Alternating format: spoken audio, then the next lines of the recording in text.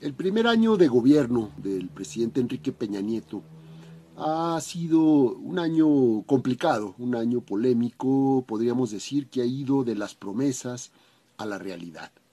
Eh, Parafraseando a Moisés Naím, podríamos decir que el poder en México, el poder presidencial, es cada vez más complicado de usar y más fácil de perder. ¿Por qué ha sucedido esta situación? Eh, Algunos estudios de opinión muestran que ha ido bajando la aceptación del gobierno de Enrique Peña Nieto y que ha ido subiendo la desaprobación, que la mayoría está porque cambie de rumbo el país y que piensan, la mayoría ciudadana que se expresa en estos estudios, que no se están haciendo las cosas bien.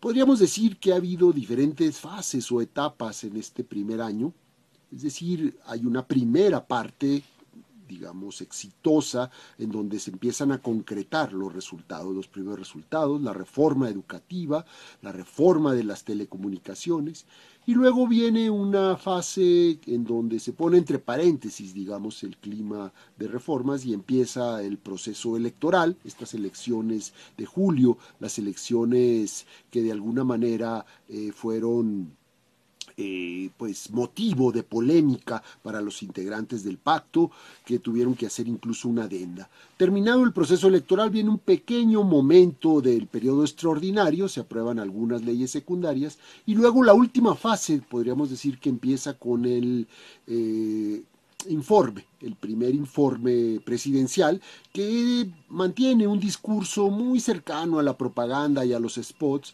y se resiste a reconocer, digamos, los logros y las dificultades que tiene el país. En estos momentos hay una serie de reformas que todavía faltan de concretar. Ya vimos la resistencia a las reformas educativas por parte de la CENTE. En reforma de telecomunicaciones, pues la ley secundaria prácticamente va a definir todos los ámbitos importantes. Se está negociando la reforma político-electoral y no se sabe qué va a pasar con la reforma energética. Ya sabemos que hay una posición ahí muy encontrada entre izquierdas y derechas, las derechas que quieren cambiar la constitución para aceptar la inversión privada, extranjera o nacional, y las izquierdas que se resisten a este cambio. El primer año, en suma, pues creo que nos ha dejado un panorama, pues, mixto, complicado, de posibilidades, de lo que se hizo como reformas, de lo que faltó, digamos, en estas reformas, de lo que todavía no ha sucedido, ¿no? Y de las perspectivas importantes. Señalaría tres déficits que todavía faltan, que no se han tratado y que son muy importantes. Uno tiene que ver, por supuesto, con mejores instrumentos para combatir la corrupción y mejorar la transparencia.